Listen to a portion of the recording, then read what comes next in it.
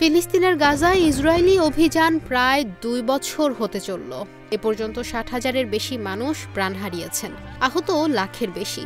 সেই সঙ্গে সর্বাত্মক অবরোধে গাজা এখন দুর্ভিক্ষের মুখে।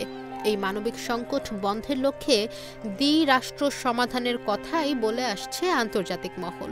সম্প্রতি ফিলিস্তিন ও ইসরায়েল দুটি রাষ্ট্র টিকিয়ে রাখতে ফিলিস্তিনকে স্বীকৃতি দেওয়ার ঘোষণা দিয়েছে যুক্তরাজ্য ও ফ্রান্স।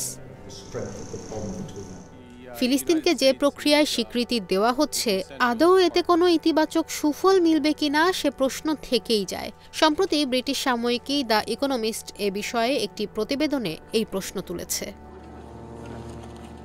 গত ২৪ জুলাই ফরাসি প্রেসিডেন্ট ইমানুয়েল ম্যাক্রো ঘোষণা দিয়েছেন, আগামী সেপ্টেম্বরে জাতিসংঘ সাধারণ পরিষদে ফিলিস্তিন রাষ্ট্রকে স্বীকৃতি দেবে ফ্রান্স।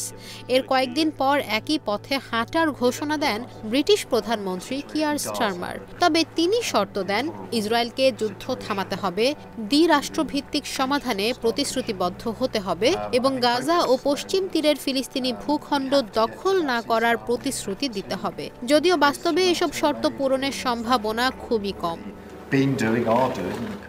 বিশ্লেষকদের অনেকে মনে করছেন, জনপ্রিয়তা হারানো দুই নেতা নিজ নিজ অবস্থানকে নৈতিক উচ্চাসনে তুলে ধরার চেষ্টা করছেন। ফ্রান্সে ম্যাক্রোর জনপ্রিয়তা কমেছে, অন্যদিকে ব্রিটেনে স্টারমার নিজ দলের নিয়ন্ত্রণ হারাচ্ছেন। তাই অনেকটা কৌশলী সিদ্ধান্ত নিতে যাচ্ছেন বলে ধারণা করা হচ্ছে। তবে ইকোনমিস্ট মনে করে তাদের পদক্ষেপকে গুরুত্ব দিয়ে বিবেচনা করা উচিত। কিন্তু আসল প্রশ্ন হলো, এই স্বীকৃতি ফিলিস্তিনে আদৌ শান্তি বয়ে আনবে কিনা। মার্কিন প্রেসিডেন্ট ডোনাল্ড ট্রাম্প বিষয়টিকে একেবারে গুরুত্বহীন বলে মন্তব্য করেছেন। ম্যাক্রোর ঘোষণাকে অবজ্ঞা করে তিনি বলেন, এর কোনো ভারই নেই। সত্যিই তাই। জাতিসংঘের ১৯৩টি সদস্য দেশের মধ্যে ১৪৭টি ফিলিস্তিনকে এরই মধ্যে স্বীকৃতি দিয়েছে। সেখানে যুক্তরাজ্য ও ফ্রান্স দুটি দেশ যুক্ত হলে নতুন কোনো বদলের সম্ভাবনা খুব একটা নেই। দুই দেশের এই পদক্ষেপ পুরোপুরি অপ্রাসঙ্গিক বলাও ঠিক নয়। জাতিসংঘ নিরাপত্তা পরিষদের স্থায়ী সদস্য এবং G7-এর সদস্য হিসেবে তাদের নীতিগত অবস্থান অন্য দেশগুলোকে প্রভাবিত করতে পারে। এই যেমন ফ্রান্সের ঘোষণার কয়েকদিনের মধ্যেই কানাডা জানায়, কিছু শর্ত পূরণ সাপেক্ষে দেশটিও সেপ্টেম্বরে ফিলিস্তিনকে স্বীকৃতি দেবে।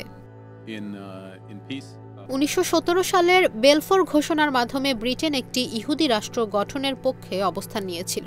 এখন ফিলিস্তিনকে স্বীকৃতি দেওয়ার মাধ্যমে হয়তো ইসরায়েলকে অনুধাবন করানো যাবে যে তার দীর্ঘদিনের মিত্ররাও মুখ ফিরিয়ে নিচ্ছে।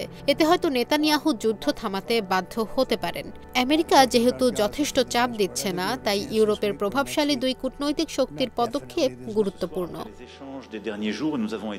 ইকোনমিস্টের প্রতিবেদনে বলা হয়, এই পদক্ষেপের পেছনে যে কৌশল তা দুর্বল। নেতানিয়াহু সরকার বরং আরও অনড় হয়ে উঠতে পারে। ইসরায়েল মনে করে, আজ যদি কোনো শর্ত মেনে নেওয়া হয়, কাল নতুন শর্ত আসবে। এমন ধারণা থেকে নেতানিয়াহু সরকার এখন যা করার তা করে নেওয়াই ভালো, এই নীতিতে চলতে পারে। স্বীকৃতি নিয়ে আরেকটি প্রশ্ন হলো, ভবিষ্যতের কূটনৈতিক সমাধানের জায়গা কি থাকবে? কখনো যদি দ্বিরাষ্ট্রভিত্তিক আলোচনা আবার শুরু হয়, তখন দুই পক্ষকেই কিছু ছাড় দিতে হবে।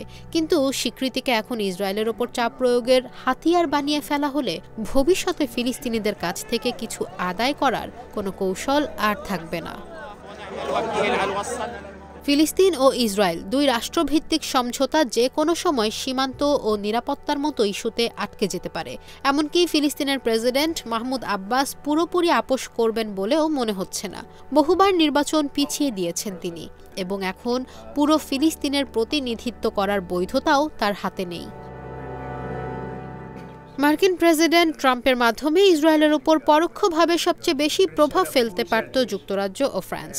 তিনি একমাত্র ব্যক্তি যিনি নেতানিয়াহুকে যুদ্ধবিরতির জন্য চাপ দিতে পারেন। মধ্যপ্রাচ্যে স্থায়ী শান্তির জন্য আমেরিকা অপরিহার্য।